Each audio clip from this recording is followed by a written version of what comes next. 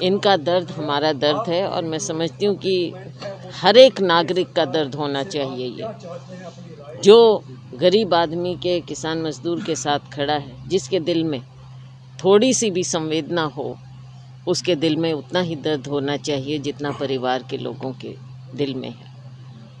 जो ये गए किसान हमारे बीच से आज हम यहाँ बैठे हैं, लेकिन और भी अन्य किसान भी गए हैं जिन्होंने जान दी है पूरे एक कॉज के लिए, एक बात को लेकर, कोई अपने व्यक्तिगत स्वार्थ के लिए नहीं, लेकिन पूरी किसानी के लिए।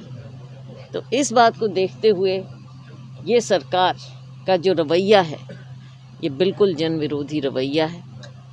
एक बात तो ये होती है कि सरकार अपनी पॉलिसी बनाए, दूसरी बात ये होती है कि जिस जनता ने उन्हें बनाकर भेजा है उनकी बात भी सुननी होती है। लेकिन ये सरकार ने अपने कान और आँख बंद किए हुए हैं। इन्हें किसी की पीड़ा, किसी का दर्द नज़र नहीं आ रहा। केवल मनमानी चलती है, ऊपर से लेकर नीचे तक।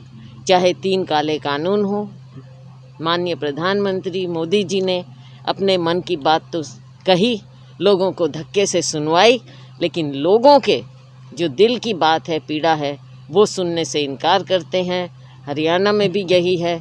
जो भारतीय जनता पार्टी जजपा सरकार है, इन्होंने अब तो ढोंग करना भी बंद कर दिया है, दिखावा करना भी बंद कर दिया है, बातचीत करना दूर है। हमारे किसानों का, मज़दूरों का खून बहाकर ये जो दिखा रहे हैं, हमें नहीं लगता कि इस तरह की सरकार कभी हुई है और आगे इतिहास में भी इनका नाम लिखा जाए। 600 से ज़्यादा किसान शहीद हो चुके हैं और कहीं ना कहीं प्रधानमंत्री जी बोलते थे कि जो एक कोल की दूरी कई महीनों में बदल चुकी है, 9 महीने से ज़्यादा हो चुके हैं और कहीं ना कहीं सुप्रीम कोर्ट ने भी बीच में दखल दिया। तो कहीं ना कहीं क्या मानते हैं, क्या होगा कृषि कानूनों का, क्या कुछ पार्टी का स्टैंड रहेगा? देखिए, हमारा स्टैंड क्लियर है, कांग्रेस पार्टी का। राहुल जी ने ये स्टैंड क्लियर किया है कि जो तीनों कृषि कानून हैं, काले कानून हैं, ये किसान के हित में नहीं है, देश के हित में नहीं है, ये कॉर्पोरेट सेक्टर के हित में है। कांग्रेस इनके खिलाफ है। निजीकरण की तरफ जो केंद्र सरकार बढ़ रही है, हर चीज़ प्राइवेटकरण की तरफ जो है कि लीज पे दिया जाएगा, कहीं ना कहीं कितना उचित है? भविष्य में क्या ये कुछ 70 साल की जो माननीय मोदी जी पूछते हैं कि 70 साल में क्या हुआ, इस देश को जो खड़ा किया जी, इस तरह के ऑर्गेनाइजेशंस हैं जिन्होंने देश को आत्मनिर्भर बनाया। केवल आज मोदी जी के नारे देने से देश आत्मनिर्भर नहीं हो सकता। 70 साल में देश आत्मनिर्भर हुआ है और उस पर, उसकी नींव पर ये सरकार चोट मार रही है। यही गुहार लगाएंगे कि आज हमारे मामा जी इनकी लाठियों और इनकी बर्बरता के शिकार हुए हैं। जी, जैसे आज हमारा छोटा भाई साहिल, इनके सर पे आज पिता का साया नहीं है, सिर्फ़ और सिर्फ इनकी निरंकुश के लिए शासन की वजह से। मोदी जी को एक वो सार्वजनिक करनी चाहिए वो फ़ोन कॉल जिससे वो एक दूरी पे थे। कहीं ऐसा ना हो ऐसे कितने माँ के लाल और ऐसे कितने बच्चों के सर से वो पिता का साया छीन रहे हैं। राजा को अपना फ़र्ज़ निभाना चाहिए राष्ट्र निर्माण में। किसान का, जवान का, हिंदुस्तान में रहने वाले हर इंसान का, चाहे वो दुकानदार है, चाहे वो किसान है, चाहे वो मज़दूर है, चाहे वो व्यापारी है, राष्ट्र निर्माण में हर एक का अपना एक योगदान है। किसान देश में अन्नदाता के रूप में जाना गया है और कोई आज से ही नहीं, जब भी देश पे कोई विपदा आई है, अन्न उगाने से लेकर अपने बच्चों को सीमा की रक्षा पे भेजने के समय तक में किसान ने हर जगह अपना फ़र्ज़ निभाया है।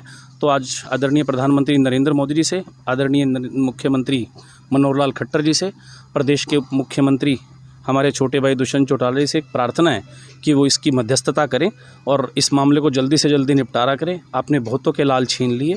आज जिस किस्म से निरंकुश शासन चल रहा है, इनको देख के सच में वो इनकलाब की बातें याद आती हैं कि जब जब जुल्म निकलेगा सत्ता के गलियारों से, इनकलाब का नारा गूंजेगा हर चप्पे और गलियारे से।